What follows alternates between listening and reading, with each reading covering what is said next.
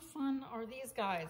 So we're getting ready for the fall and lots of holidays ahead. So I love, love, love Halloween, and you know, who can resist little Santa and Mrs. Claus? But so I'm gonna this video is gonna be just the very basic shape that I'm gonna call like a humanoid thing. So we're gonna do the body shape, which is really just gonna be the neck, kind of starting to build up the face, and then making these the shape for the arms and the hands. And you can see we can do different skin tones. We have a witch with green skin. The vampire is extra pale. The Santa's kind of peachy. And we have a Mrs. Claus who's a person of color. So if you want a difference, if you've gotten skin tones from me and you want something a little deeper, I have various skin tones. And you can request different colors. So, but we're gonna just do the basic shapes that these all have in common. You can see some have hats, some have other things, but what they all have in common is the neck, the head shape, and then the little arms. I sometimes do little feet. I think I haven't on most of my things. So we're gonna start with the egg. You can get more realistic shapes if you don't start with my little egg version of things, but I think these are so cute. And I'm gonna stick with the egg base for now. So use one of your eggs that you have, or that I provided you, or make one for yourself out of your core wool. And then we're gonna make the neck is gonna be about, just like we do for the animals, I'm gonna do 2/3 of the way up, because we can always add more wool. You can add more wool at the bottom, make the body taller. You can add more wool at the top to make the head bigger. But 2/3 of the way is a good starting point. So I'm gonna let's see, I'm using a double needle because you can use, and I'm poking harder than usual because I'm trying to make a groove. So this is a time where you could use your blue 36 gauge needle. I have just 2 twisted purple needles in here. And I'm gonna keep going around and round and round to make that groove. And then like we do, we're gonna, you can see some of these have barely any neck, especially after I put the hair on here. You don't really see it very much. So you could make the neck a little better. There's hardly any neck on this Mrs. Claus. You could work on this neck and also angle and make these curves a little smoother. You know, we talked about the deep groove versus a curve.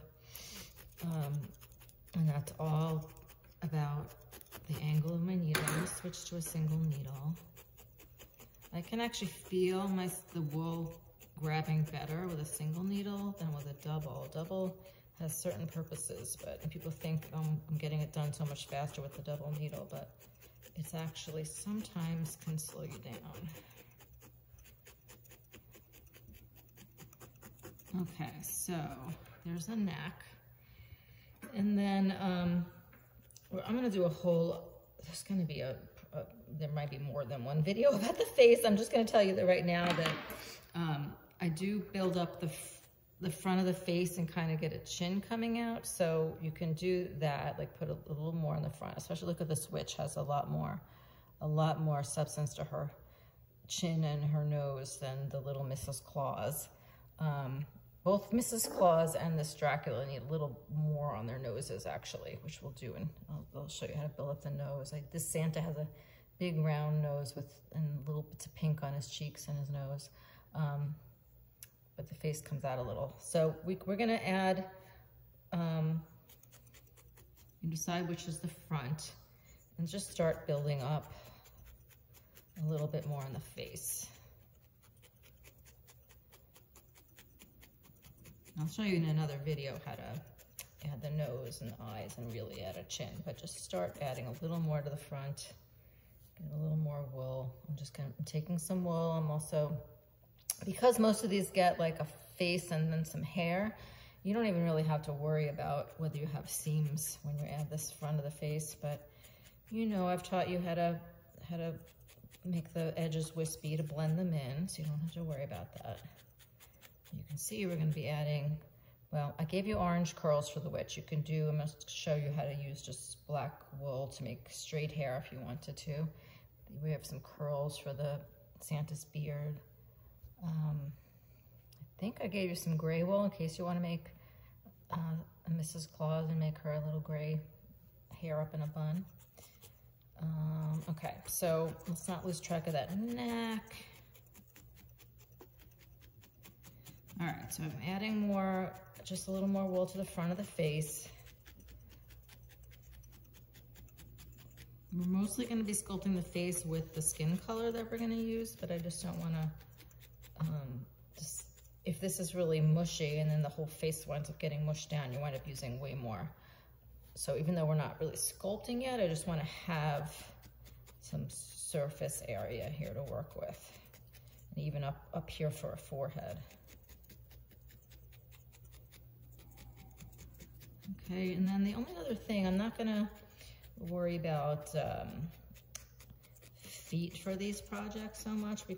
This was like a very, very simple implied feet. These, when you make feet like this, it's a lot more work and it's harder to get it to stand up. So we may do this as an extra thing, but like you can see that these, my witch and my vampire don't really have anything at the bottom. You could do more. And my Shiros don't have any shoes, which is shocking considering how much I love shoes. I guess it would be just like a whole other thing. Whole other level. Okay, so just make sure you have some wool there. I'm gonna go back to the stubble and really put the neck back in.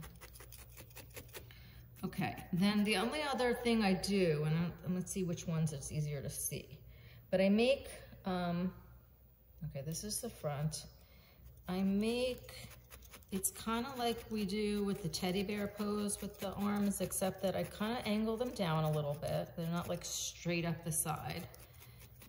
And I don't do the bottom one. So I make these two diagonal lines. One coming all the way up to the head and the other one just stopping right there. Okay, and I'm first gonna make it as a groove and then build up that arm. And the hand too, you can start the hand with the core wool too. And then there's probably gonna be a separate video where I show you how to do some details on the hands. But for now, you can just put like a little ball of wool here for the hand. Okay, and just get that tacked in for now. Hopefully you can see what I'm doing to make that arm. And this is a very simplified humanoid shape with the arms attached to the body. We can definitely, as you're all progressing, we can do projects that are more elaborate with separate arms and legs and you know, heads and necks. It's just that then you might spend an entire semester making one or two bigger things, more complex things, rather than, you know, a whole bunch of little things. So let me know if that's your preference. I'll offer that as well. Okay, I'm adding, you can see that I just decided that this bottom needed more wool. So I'm adding more wool to the bottom of the body. And remember, we want this bottom to be flat. Whether the shoe's on there or not, we want it to stand up. So I'm poking all this wool in. Back to the single. And then I'm turning this here. I'll show you this way, but you can see that I'm trying to flatten this by poking perpendicular, but it's easiest to just put it totally upside down and poke straight down. Then I'm gonna go around and smooth out the shape. Make it to be this nice. This doesn't really do anything, but that's the idea. If it were clay, that would be the way I'd be shaping this. All right, so we only have one arm. We want to go over and do the other one. So if this is going to be the center of the face, we can like mark where the nose is going to go.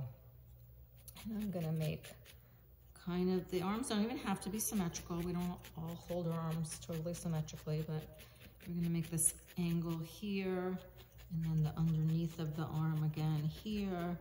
And you know, for some characters, you're gonna want little skinny arms, and some you might want bigger arms. It depends on what it is. I think I gave Mrs. Claus much more delicate arms than I did, you know, Santa. So that's up to you. And this is still just like a poofy ball that's gonna be the hand, and that's okay. We want some extra wool there. So again, I'm gonna, I marked the outlines of that arm, but it needs more wool. It's all indented there, you see that? So I need to build this up. I'm gonna put just a poof of wool there and add it along the bottom and then along the top and then all along the whole arm, but not flattening it out. I'm gonna keep changing the angle of my needle to maintain this shape that I'm sculpting for the arm. Right, and then I'm still gonna put a little poof of wool, little ball here for now that'll get covered with the skin color. Or I've done ones, you could do, even for Santa and Mrs. Claus, I mean, maybe they should be wearing mittens. I mean, you wouldn't necessarily have to do these in the skin tone. You could make mittens, like put them in white mittens or something. It was fun doing, I'm gonna show you how to do, actually that's what I'll do I'll show you how to add more, make this, you can make it look like a mitten. See how that just looks like a mitten?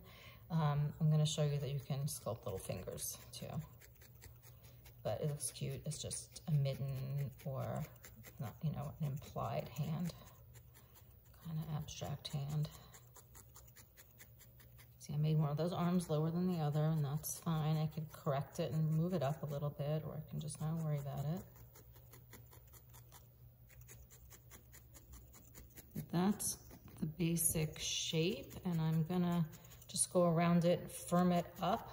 So I'm gonna add a little more to the bottom again, and build it up and firm it up. So sometimes we find that as we keep poking, what we thought was the right size gets smaller and smaller and smaller, and you're like, oh, what happened? It got felted down so much smaller than I thought. So in that case, you add more wool, but you do want it firm. You know, I suppose that a lot of these bodies, it's just mostly solid color. You don't need, you could see that on this Santa, which needs to be trimmed up a little. There's a lot of detail, so this looks better when it's firm, and you know, getting the grooves for legs and stuff, you need firmness. This Mrs. Claus, I also did a lot of sculpting, but these two are pretty, they can be a little bit mushier because they don't have as much detail. So, and there's no reason the Santa and Mrs. Claus have to have as much detail as I gave those. Those were ones that I made to sell, not as samples for classes. So in classes, we sometimes keep it simpler than that. But in any case, you're gonna wanna make this, get this surface area really nice and firm and smooth before you cover it with the color that's gonna go over it. Okay, so this is still, you can see this is still mushy. I want the bottom. The other thing about, you know, as I said, it's maybe okay for it to be mushy.